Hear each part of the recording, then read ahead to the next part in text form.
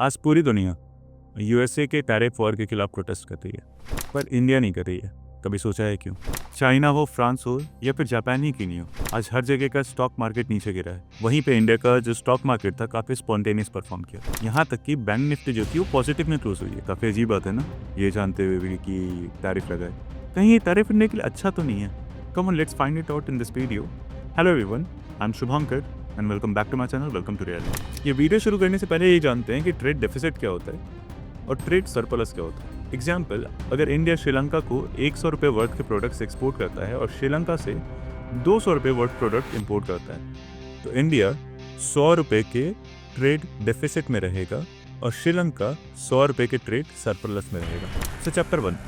एक वक्त था जब यूएस अपनी मैन्युफैक्चरिंग के लिए भी जाना जाता था। जनरल मोटर्स जैसी बड़ी बड़ी कंपनियां यूएस में अपनी गाड़ियां बनाती थी, पर धीरे धीरे वहां पे जो लेबर कॉस्ट था वो काफी ज्यादा ऊपर जाने लग गया। As a result cost of manufacturing काफी ज्यादा हाई हो गई, जिसको टैकल करने के लिए यूएस ने सोचा कि हम अपना मैन्युफैक्चरिंग है वो आउटसोर्स कर देंगे। धीरे धीरे यूएस की जो मैन्युफैक्चरिंग यूनिट्स थी वो दूसरे देशों में जाने लग गई, जहाँ पे कॉस्ट ऑफ लेबर काफी कम था। एज अ रिजल्ट जब समय बीतता गया, यूएस में जॉब शॉर्टेजेस होने लग गए और आज यूएस चाहती है कि वही कंपनी यूएस में वापस आ जाए, ताकि जो एआई के वजह से जॉब ले ऑफ्स हो रहे हैं उन सबको जॉब वापस मिल सके, यूएसए में चीजें वापस मैन्युफैक्चर हो सके और यूएस की इकोनॉमी और ज्यादा स्पीड से ग्रो कर सके। अब इसके लिए यूएसए ने सारी की सारी देशों पे टैरिफ्स लगाई।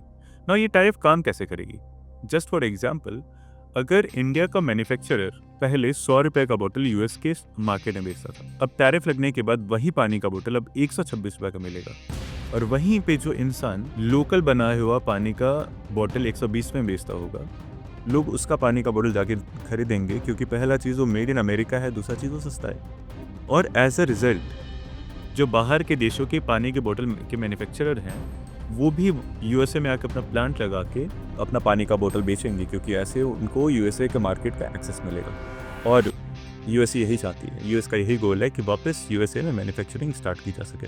चैप्टर 2। आज चाइना यूएसए को नियरली $500 बिलियन का एक्सपोर्ट करता है और यहाँ पे यूएसए 67% ट्रेड डेफिसिट में रहता है। और वहीं पे जो यूरोपियन यूनियन है वो $605 बिलियन का एक्सपोर्ट यूएसए को करता है और उनके ऊपर भी यूएस ने 20% के आसपास टैरिफ लगा दिया है। जस्ट कीप इन माइंड कि यूरोप में जो कॉस्ट ऑफ मैन्युफैक्चरिंग है वो एशियन कंट्री से काफ़ी ज़्यादा है, क्योंकि वहाँ पे कॉस्ट ऑफ लेबर काफ़ी ज़्यादा है। वहीं पे इंडिया का जो एक्सपोर्ट है यूएसए को सिर्फ और सिर्फ $87 बिलियन है और हमारे ऊपर यूएसए ने 26% टैरिफ्स लगाई है। कंपैरिजन में जो वियतनाम है वो यूएसए को 136 बिलियन का एक्सपोर्ट करता है। अब नाउ हमारे जो 26% टैरिफ्स है, इसका रिजल्ट में यही हुआ कि हमारे इलेक्ट्रॉनिक्स का जो दाम है वो काफ़ी ज़्यादा बढ़ जाएगा और इंडिया के इलेक्ट्रॉनिक्स मैन्युफैक्चरिंग को प्रॉब्लम होने लग जाएगी। बट ये इतना सिंपल नहीं है, चांसेस है कि नहीं हो, क्योंकि जहाँ पे पहले चाइना एक्सपोर्ट करता था, चाइना के ऊपर 34% की टैरिफ लग चुकी है, वियतनाम के ऊपर नियरली 46% की टैरिफ लग चुकी है, इतनी ज़्यादा। तो उस जगह पे भी हमारे जो इलेक्ट्रॉनिक्स है वो काफ़ी ज़्यादा कॉम्पिटिटिव हो चुका है। दूसरे इलेक्ट्रॉनिक्स प्रोडक्ट के कंपैरिजन में हमारा जो इलेक्ट्रॉनिक्स का मार्केट है वो और ज़्यादा सस्ता होगा। इतना ही नहीं, इंडिया की फार्मास्यूटिकल्स, जो लंबर आर्टिकल्स हैं, गोल्ड है या फिर सेमीकंडक्टर ही क्यों नहीं हो, इन सारी चीज़ों के ऊपर कोई भी टैरिफ नहीं लगाया गया, इन प्रोडक्ट्स को एक्सेप्शन में रखा गया। Chapter 3।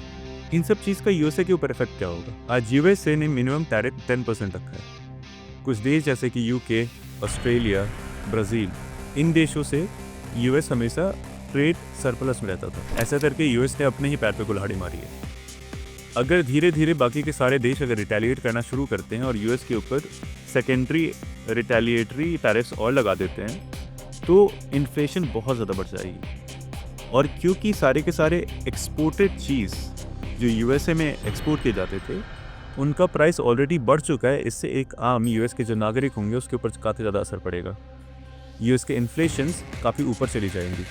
As a result manufacturing में बिजनेसमैन को सस्टेन करने के लिए अपनी कंपनी से ले ऑफ्स करने पड़ेंगे, तो शॉर्ट टर्म में काफ़ी ज़्यादा पेनफुल हो सकता है और इसके वजह से रिसेशन के चांसेस आ सकते हैं। अगर ऐसा होता है तो यूएस डॉलर्स जो होगा वो फॉल करेगा, जो कि यूएसए के लिए एक अच्छी चीज़ होगी। हाँ, इस वक्त पे जैसा मुझे लगता है, based on mathematics, based on calculation, और यूएस ऐसा चाहता है कि उसका डॉलर डीवैल्यू हो। जी हाँ, सही सुना आपने। यूएसए एक्चुअली ऐसा चाहेगा कि उसका डॉलर डी वैल्यू हो, ताकि जो मैन्युफैक्चरिंग यूनिट्स जो बाहर शिफ्ट हो चुकी हैं वो वापस उनके देश में आ जाएं। तो शॉर्ट टर्म में अगर रिसेशन होता है या फिर डॉलर का डिवैल्यूएशन ही क्यों नहीं होता है, ये यूएसए के लिए फ़ायदेमंद साबित होगा। कंक्लूजन, आज इंडिया को चाहिए सीखने की कि हमें अपना मैन्युफैक्चरिंग यूनिट हमारे देश में सेटअप करना चाहिए। हमें एक्सपोर्ट पे ज़्यादा ध्यान देना चाहिए और इंपोर्ट के लिए हमें मेक इन इंडिया जो इनिशिएटिव हमारे प्रधानमंत्री ने लिया था उसके ऊपर हमें वर्क करना चाहिए, ताकि आज जैसा सिचुएशन यूएसए में है वैसा ही कोई सिचुएशन इंडिया में ना हो जाए। आज इंडिया के पास ये अपॉर्चुनिटी है कि इंडिया बहुत आगे बढ़ सकता है और मुझे ये लगता है कि जो टैरिफ है ये इंडिया के लिए एक पुश का काम करेगी। हमें $10 ट्रिलियन की जीडीपी बनने में काफ़ी ज़्यादा मददगार साबित होगी। अगर आपको ये वीडियो पसंद आता है तो please subscribe to the channel, like the video and follow for more. Thank you.